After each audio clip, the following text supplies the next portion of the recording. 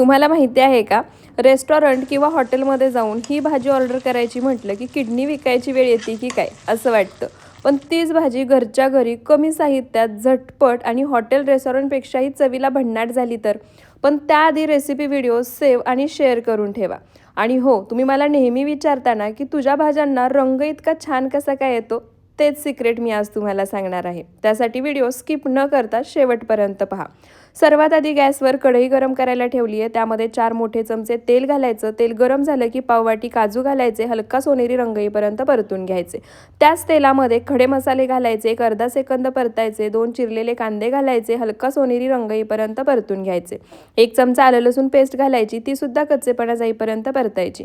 आता कांदा आलं लसूण परतून होतंय तोपर्यंत एका मिक्सरच्या भांड्यामध्ये 2 चिरलेले टोमॅटो काढायचे, मिक्सरला फिरवून प्युरी तयार करून घ्यायची.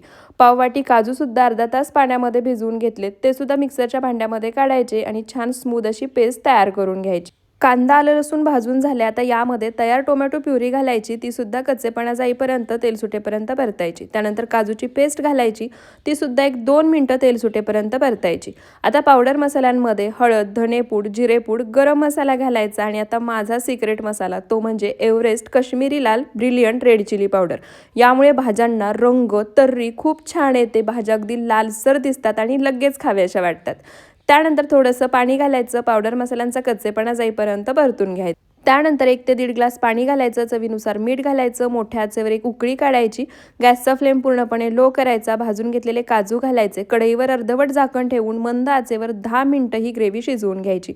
परफेक्ट हॉटेल, रेस्टॉरंट, ढाब्यावर मिळते अशी काजू करी तयार झाली आहे. गरमागरम फुलका रोटी, नानसोबत सर्व्ह करायची. तुम्ही सुद्धा एकदा नक्की